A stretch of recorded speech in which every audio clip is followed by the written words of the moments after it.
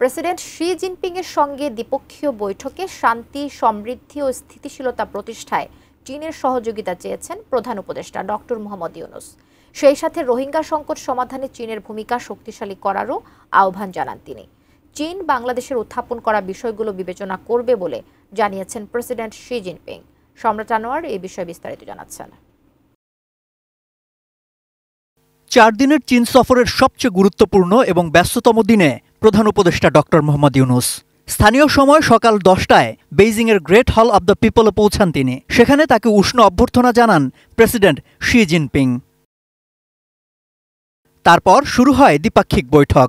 দুই সরকার প্রধান পারস্পরিক স্বার্থ সংশ্লিষ্ট বিভিন্ন বিষয়ে আলোচনা করেন।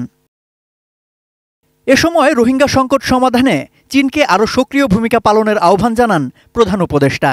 সেই সাথে আঞ্চলিক নিরাপত্তার স্বার্থেই স্থিতিশীলতা প্রতিষ্ঠায় চীনের সহযোগিতা চান তিনি। প্রেসিডেন্ট শি জিনপিং ডক্টর ইউনূসের সরকারের প্রতি সমর্থন পুনর্ব্যক্ত করে বাংলাদেশের উত্থাপন করা বিষয়গুলো বিবেচনার আশ্বাস দেন। টপার ননস্টিক কুকারে 5 স্তরের ইউরোপিয়ান স্ট্যান্ডার্ড কোটিং থাকায় খাবার লেগে যায় না। যেখানে চীনা ঋণের সুদের হার হ্রাস, পানি সম্পদ ব্যবস্থাপনায় সহযোগিতা, বাংলাদেশ থেকে চীনে আম এবং কাঁঠাল রপ্তানির বিষয়টি থাকতে পারে বলে জানিয়েছেন প্রধান উপদেষ্টার প্রেস সচিব।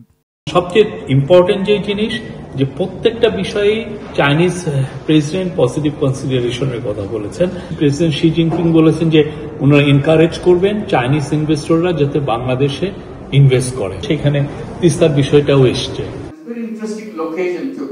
শি জিনপিং এর সাথে বৈঠকের পর প্রধান উপদেষ্টা প্রেসিডেন্সিয়াল বেইজিংয়ে চীনের ব্যবসায়ীদের সঙ্গে বিনিয়োগ সংলাপে অংশ নেন। বাংলাদেশের ব্যবসা বান্ধব পরিবেশ সম্পর্কে তাদেরকে অবহিত করে বিনিয়োগের আহ্বান জানান তিনি।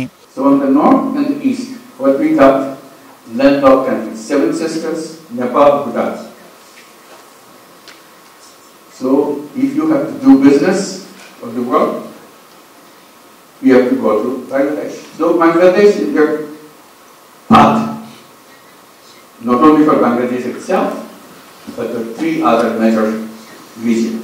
একই দিন সকালে রাষ্ট্রীয় অতিথি ভবনে চীনের ভাইস প্রেসিডেন্ট হান ঝেংয়ের সাথে বৈঠক করেন প্রধান উপদেষ্টা ডক্টর মোহাম্মদ ইউনূস।